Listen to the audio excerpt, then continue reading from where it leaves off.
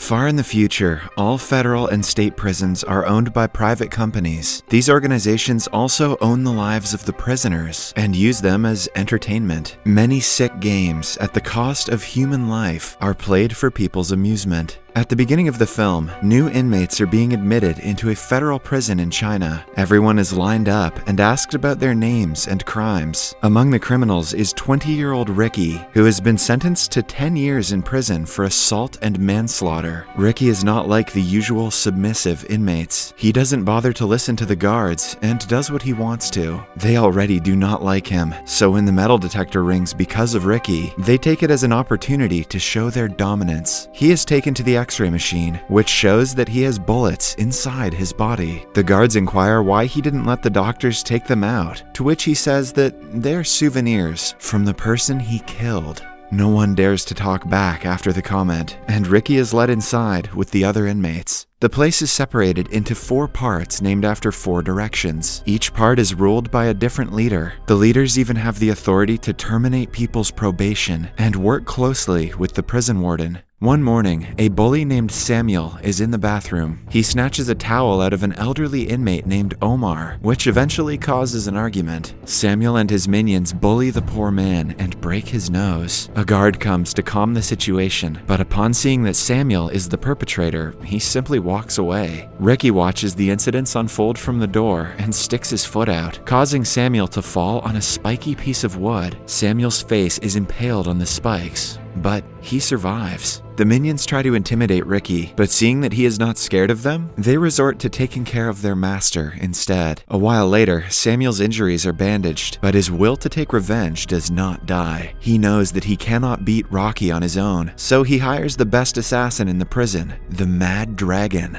He is a morbidly obese maniac who has killed over 50 inmates. Currently, Mad Dragon is in solitary confinement, so Samuel pulls some strings to get him out. At night, Mr. Omar's dead body is found hanging from the hallway ceiling. It is revealed that Samuel terminated his probation and made it so he would have to live in prison forever. The poor man was arrested for hitting someone with his car. The man who was injured was a police officer, which is why Omar got the longest jail sentence possible. For years, he waited to meet his family again, and when he was told he would never get to see them, he committed the unthinkable. The next morning, Mad Dragon is let out of confinement. He approaches Ricky in the bathroom and slams him into the wall. Ricky, in turn, punches him once and guts him with bare hands. The giant falls to the floor as his intestines slide out of his body. Similarly, when Samuel tries to interfere, Ricky kills him by punching a hole in his stomach. The entire place is covered in blood, but the guards are calm as usual. Before they bring Ricky away, the leader of the West Wing, named Hai, approaches him. Hai invites Ricky to his gang since he has admirable fighting skills. Ricky doesn't care about the lousy gang system, but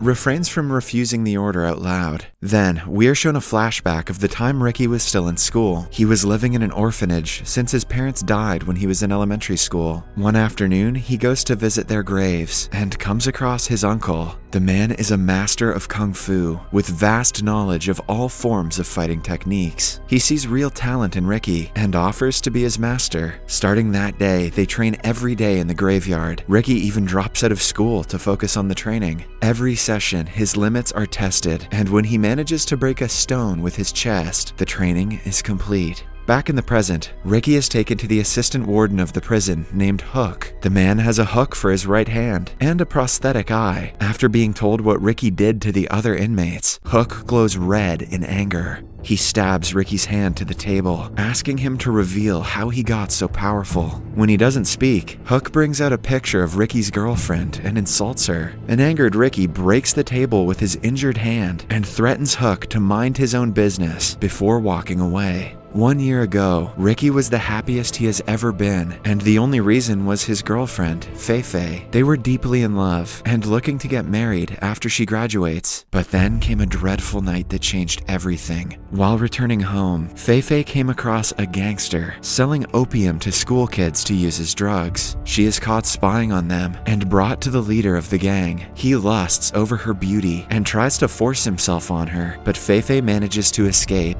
However, while trying to run away, she falls off the building and dies. It creates a huge dent in Ricky's life and makes him hungry for revenge. Hence, he finds the gang leader one night without his minions. The man shoots Ricky several times and doesn't miss a single shot, but Ricky doesn't feel the pain of gunshots over the pain of losing Fei-Fei. He punches the man in the skull and ends his life in a single blow. He is later sentenced to prison, but doesn't regret his actions at all. The next day, all the inmates of the West Wing attack Samuel's minion now that he doesn't have anyone to protect him. They are stopped by the West Wing leader, Hai, who wants to assert his dominance since everyone is praising Ricky. He hits a man named Kang and chains him to a pole in front of the entire prison. Then he asks everyone if they are willing to save Kang and go against him. The inmates want to help their friend, but are terrified of being the leader. Hai thinks that he has made his point until Ricky comes forward to oppose him. They get into a fight that turns into a bloodied match pretty soon. Hai plays unfair and uses a powder to blind Ricky. He also cuts a vein in Ricky's arm and paralyzes it, but Ricky soon overcomes the obstacles by cleaning his eyes with water and tying his vein into a knot. After that, he smacks Hai on the back of his head, which makes his eye fall out. Hai sees that he is about to lose, so he makes a cut in his abdomen and brings out his intestines. He wants to use them to strangle Ricky, but the plan fails. In the end, Hai dies, and Ricky celebrates his victory by bringing Kang down. Suddenly, the leaders of the other three wings arrive in the field. They protect the assistant warden, but do not attack Ricky just yet. The next day, Ricky sees a man named So sitting alone outside. He sits beside the guy and finds out that his tongue was cut off by one of the leaders. He cannot talk, so Ricky gives him his flute. So in turn hands him opium leaves. On investigating where they came from, Ricky discovers that the South Wing leader and Hook are secretly growing opium in the South Wing of the prison, which is sold to school students. Since Fei-Fei's death was also related to opium, Ricky makes it his mission to end the farm. Later, the gang leaders get a hint of So's friendship with Ricky. To teach him a lesson, they skin him to death and throw his corpse outside for everyone to see. Ricky is devastated by the poor guy's death.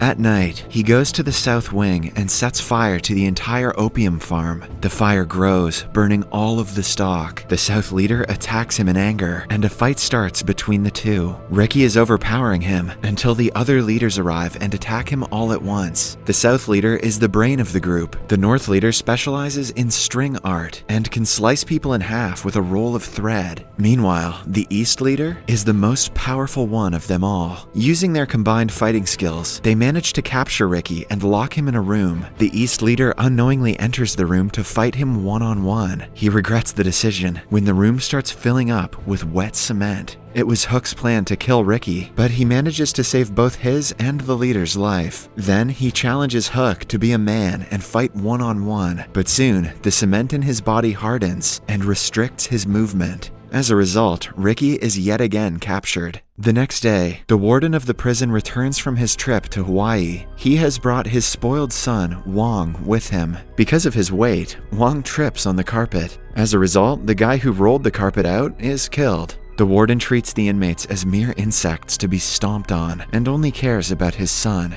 Upon finding out about the destroyed opium farm, his blood boils in anger. Hook brings him to a cell where Ricky is tied up to the ceiling. He is still covered in concrete, but upon seeing him, he flexes the dirt off of his body. Then he attacks the warden, promising to punish him for trading opium. He is soon stopped by the East leader, who locks Ricky's hands and proceeds to beat him up for the warden and his son's entertainment. Amidst the torture, someone mentions Fei-Fei's name, which brings Ricky back to his normal self. He frees his hands and uppercuts into East's throat, killing him in an instant. I feel like I got uppercutted in the throat too. Before Ricky can celebrate, the ceiling made of metal starts moving down. He prevents it from crushing him and escapes, much to everyone's surprise. In the following scene, he is kept inside a hole in the ground, and the prisoners are asked to bury him. They reluctantly do as told, scared for their lives. Ricky is only given bamboo to help him breathe. He stays there for over a week, thinking about Fei-Fei every minute. Then, on the 8th day, the warden orders to bring his dead body out so everyone gets to see what happens to people who go against the rules of the prison. Ricky is pulled out, but to everyone's surprise, he is perfectly fine and can even do acrobatics. Everyone is impressed by his skill, which makes the South leader furious.